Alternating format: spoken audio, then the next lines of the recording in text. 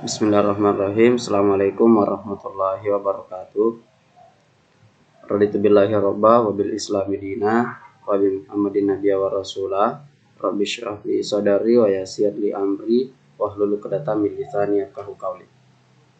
Pada kesempatan kali ini saya atas nama Muhammad Khairul Qayyum dari Prodi Agribisnis kelompok 5 akan menjelaskan materi pada mata kuliah pemasaran strategik. Adapun yang akan saya bawakan yaitu segmentasi, targeting, dan positioning.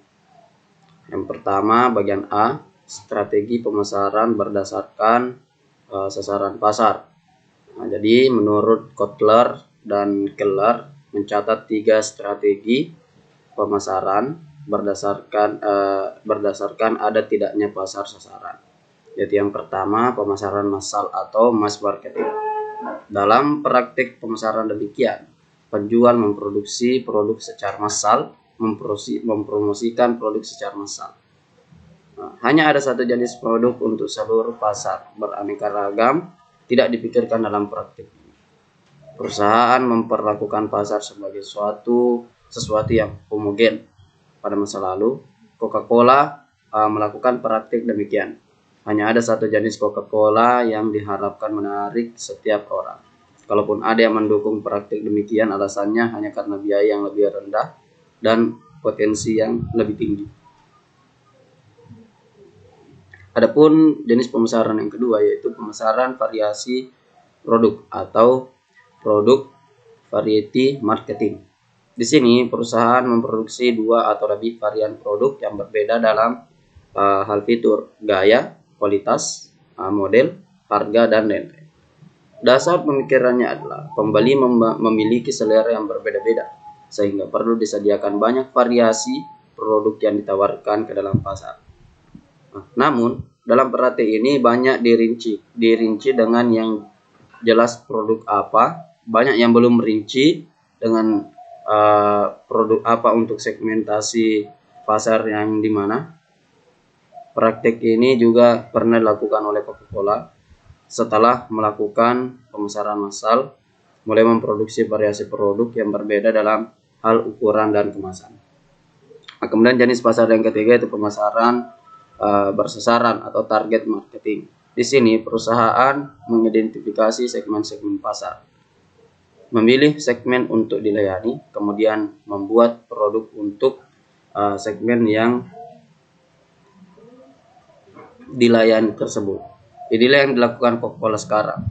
Untuk yang menyenangi rasa manis ada Coca-Cola Classic dan Cherry Coke. Untuk yang sedang melakukan diet ada Diet Coke dan Tab. Untuk segmen yang menghindari kafein ada Caffeine Free Coke dan seterusnya. Kemudian B, manfaat pemasaran bersasaran. Dengan pemasaran yang memiliki sasaran, keuntungan yang didapat dinikmati perusahaan adalah yang pertama itu alokasi sumber daya pemasaran yang lebih efisien karena perusahaan dapat memilih pasar yang lebih menarik. Kemudian yang kedua, lebih memahami kebutuhan dan keinginan pasar. Kemudian yang ketiga, lebih memahami situasi persaingan. Kemudian selanjutnya ada beberapa kondisi yang menyebabkan pasar tidak bisa atau tidak perlu disegmentasi, yaitu yang pertama, ukuran pasar terlalu kecil. Kemudian yang kedua, pasar amat sangat homogen. Kemudian yang ketiga, pasar amat sangat heterogen.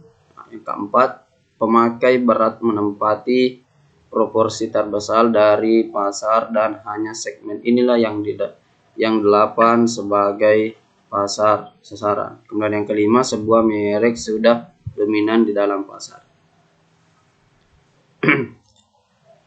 Kemudian C, bagian C yaitu tahap-tahap pemasaran bersasaran. Ada 3 langkah utama pelaksanaan pemasaran bersasaran yaitu segmentasi pasar atau market segmentation. Kemudian pemilihan pasar sasaran atau market targeting, Kemudian yang terakhir adalah penentu posisi merek atau brand positioning. Kemudian yang terakhir yaitu segmentasi pasar. Segmentasi pasar ini adalah proses mengelompokkan pasar ke dalam segmen yang berbeda-beda. Segmen pasar adalah sekelompok pembeli yang memberikan respon yang sama terhadap aktivitas pemasaran tertentu.